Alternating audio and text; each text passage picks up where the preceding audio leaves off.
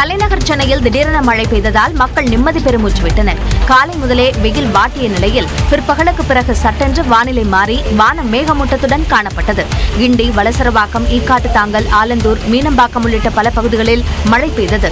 கடும் வெயிலில் தவித்து வந்த மக்களுக்கு இந்த மழை சற்று ஆறுதலை தந்தது.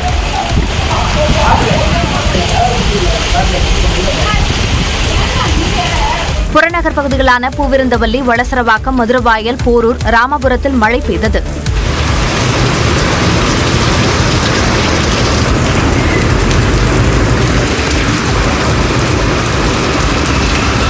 சூறைக்காற்று வீசியதில் திருமுல்லைவாயில் உடற்பயிற்சி நிலையத்தின் பிரம்மாண்ட பெயர் பலகை கீழே விழுந்ததில் கார் கண்ணாடி உடைந்து சேதமானது.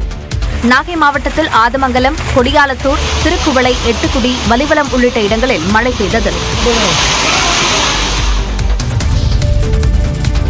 வேலூர், கிருஷ்ணகிரி, ஈரோடு உள்ளிட்ட 7 மாவட்டங்களில் நாளை கனமழை பெய்ய வாய்ப்புள்ளதாக வானிலை ஆய்வு மையம் தெரிவித்துள்ளது. அந்தமான் நிக்கோபார் தீவுகள் மற்றும் தெற்கு வங்கக்கடல் பகுதிகளில் வரும் 13ஆம் தேதி தென்மேற்கு பருவமழை தொடங்கக்கூடும் என வானிலை ஆய்வு மையம் கணித்துள்ளது. இந்நிலையில் மேற்கு திசை காற்று வேக மாறுபாடு காரணமாக தமிழ்நாட்டில் இன்று மிதமான மழை பெய்ய வாய்ப்புள்ளதாகவும் அப்போது மணிக்கு 40 கிலோமீட்டர் வேகம் வரை பலத்த காற்று வீசக்கூடும் எனவும் குறிப்பிட்டுள்ளது. நீலகிரி, கோவை மாவட்ட மலைப்பகுதிகள், ஈரோடு, கிருஷ்ணகிரி ஆகிய மாவட்டங்களிலும், தருமபுரி, திருப்பத்தூர், வேலூர் ஆகிய மாவட்டங்களிலும் நாளையும் நாளை மறுநாளும் பலத்த காற்றுடன் கனமழை பெய்ய வாய்ப்புள்ளதாகவும் தெரிவித்துள்ளது. இதேபோல சேலம், நாமக்கல் மற்றும் திருவண்ணாமலை மாவட்டங்களில் நாளை மறுநாள் பலத்த காற்றுடன் கனமழை பெய்ய வாய்ப்புள்ளதாகவும் கூறியுள்ளது.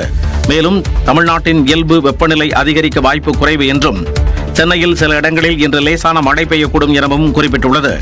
தென் தமிழக கடலோர பகுதிகள், மன்னார் வளைகுடா மற்றும் குமரிக்கடல் பகுதிகளில் 55 கிலோமீட்டர் வேகம் வரை சூறைக்காற்று வீசக்கூடும் என்பதால் மீனவர்கள் அப்பகுதிகளுக்கு செல்ல வேண்டாம் எனவும் வானிலை ஆய்வு மையம் அறிவுறுத்தியுள்ளது.